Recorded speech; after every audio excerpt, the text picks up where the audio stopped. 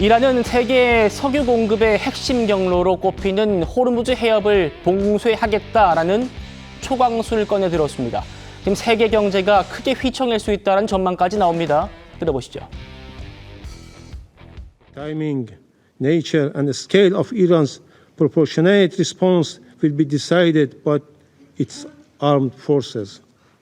Throughout history, the resilient and united Iranian nation has withstood deeper wounded and faced more vicious enemies, and this time too. It will show its dignity, strength, and greatness to the world. If Iran disrupts shipping in the Strait of Hormuz, which of course handles about a quarter of the world's oil trade, would that be a red line for the United States, Mr. Vice President? Well, I think that would be suicidal, Kristen, for the Iranians themselves. I mean, their entire economy runs through the Strait of Hormuz. Why would they do that? I don't think it makes any sense. 미군의 공습 이후에 이란의 최고 지도자 하메네이가 낸 첫 반응이 응징당할 것이다 였습니다. 미국을 직접 거론하진 않았습니다만 그 응징의 첫 번째 카드가요. 이란 의회가 의결한 호르무즈 해협 봉쇄입니다. 다음이요. 최 의원님.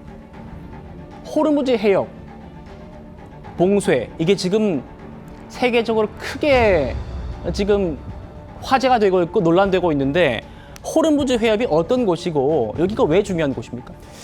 지금 이 화면에 나오듯이 전 세계의 석유 해상 운송량의 25%, LNG 해상 운송량의 20%, 그리고 특히 우리나라의 경우에는 이제 한국으로 오는 그 중동산 원유가 있죠. 99%가 이 호르무즈 해협을 통과합니다.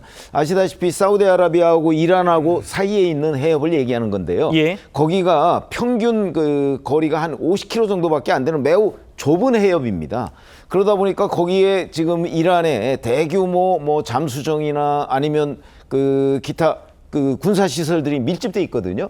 그러니까 거기를 만약 봉쇄한다고 했을 경우에 그 통과하기가 굉장히 어렵겠죠. 우리도 지금 그 청해부대가 그 인근에서 작전을 수행 중이잖아요. 예. 그렇기 때문에 이 우리나라뿐만 아니고 전 세계의 거의 모든 나라들이 사실은 이 호르무즈 해협 봉쇄에 대한 여파를 받을 수밖에 없는 상황이죠. 그래서 예. 실제 지금은 이제 하메네이가 저 결정을 실천할 것이냐 아닐 것이냐 이거만 남았거든요.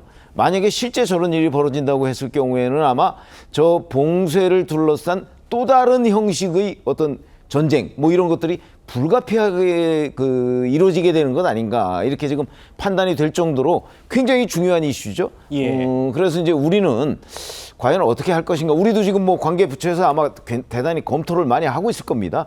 만약에 진짜 봉쇄가 이루어질 경우에 그 한국 정부는 어떤 입장을 취해야 할 것인가 하는 부분에 관해서 이제 다각적인 아마 대응책을 예. 마련해야 될 그런 상황이 아닌가. 더군다나 여기에는 뭐 이란 이외에 이제 다른 그 각종 이해관계국들과도 그렇죠. 함께 협의를 해서 일종의 공동 대응 체제를 갖춰야 되는 것 아닌가. 뭐 이렇게 예. 판단이 됩니다.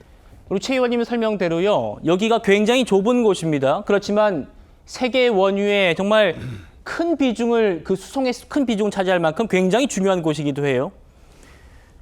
호르무즈 해협의 북쪽에 이란이 있고요. 밑으로는 아랍에미리트와 또 오만이 있습니다.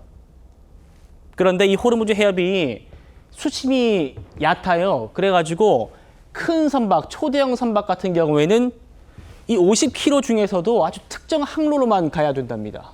그런데 그 항로 대부분이 이란의 영해랍니다.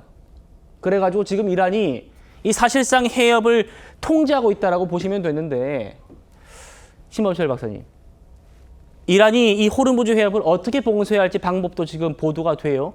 여기다가 이 바다에다가 기뢰를 깐다는 겁니다. 기뢰 깐다. 이건 어떻게 평가하십니까? 이제 뭐 이란으로서는 가장 효율적인 방식일 거예요.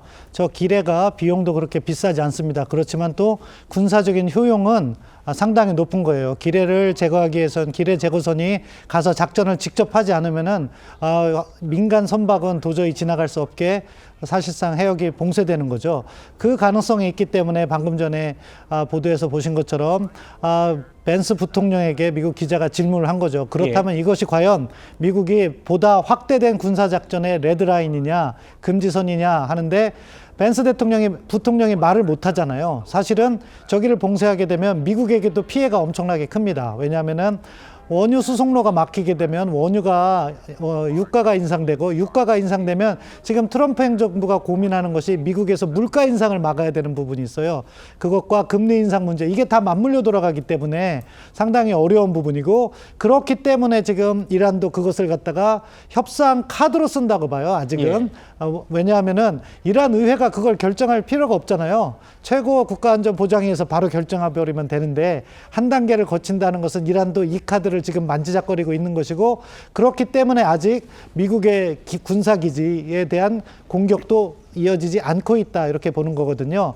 따라서 그 부분에 있어서 접점을 만들어 간다면은 호르무즈 해협을 봉쇄하지 않을 가능성들이 저는 여전히 높다고 보는데 이란이 저기를 봉쇄하는 순간 전쟁은 확전으로 갈 수밖에 없다. 이 점은 분명한 것 같습니다.